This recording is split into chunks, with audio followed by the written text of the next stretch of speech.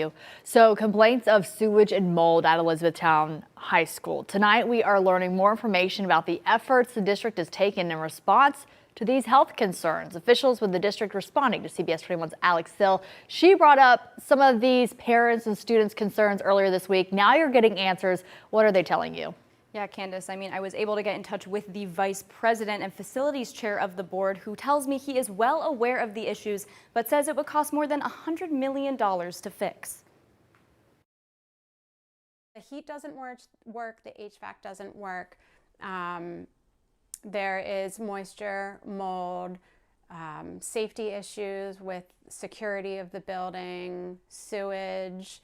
It's bad. It's very serious. Students and parents shared these photos of problems within the Elizabethtown High School and middle school building that they say are no longer safe to be in. You think when your child comes home and says, oh, the toilets were clogged, they had to shut a bathroom down. You think, oh, that's no big deal. What you don't realize is that this is happening on a regular basis, and toilets are flooding into the cafeteria while the students are eating their lunch. And that's something your daughter has seen? Yes.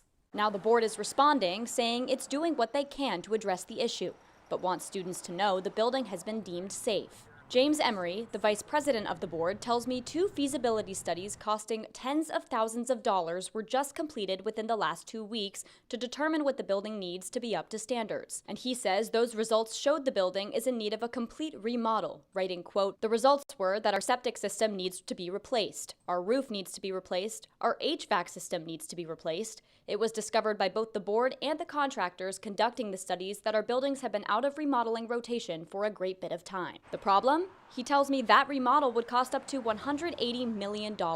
And after the board solidifies a plan, shovels won't be in the ground for at minimum 2 years. If they choose to do any kind of renovations, they're going to have to find the money somewhere, and it's really going to hurt the value of education and extracurriculars that the kids have. But students tell me that 2-year wait time is too long, and their educations are at risk. It's definitely pulling our focus away more. We shouldn't have to worry about a school whose facilities are failing. We should just have to worry about school, our academics, and our extracurriculars.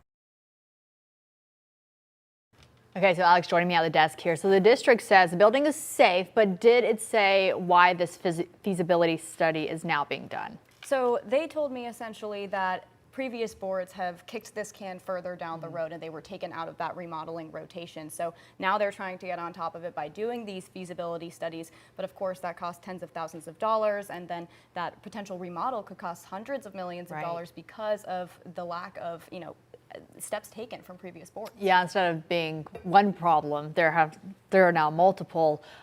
So what happens now with the Elizabethtown Borough codes? Have you reached out to them? Yes, so I'm in the process of trying to get in touch with the codes department right now to figure out what constitutes a building being condemned, right? Because the board says that it is safe to be in, but what would make it unsafe? If the HVAC system is broken, if the roof is broken, if the septic tank needs to be repaired, what then would constitute a building being unsafe? So I'm working on learning that, and of course we'll update all of you when we get that. Yeah, still a lot of questions to be had, but I'm glad that you're getting some answers at least moving forward. So thank you for bringing that to us tonight.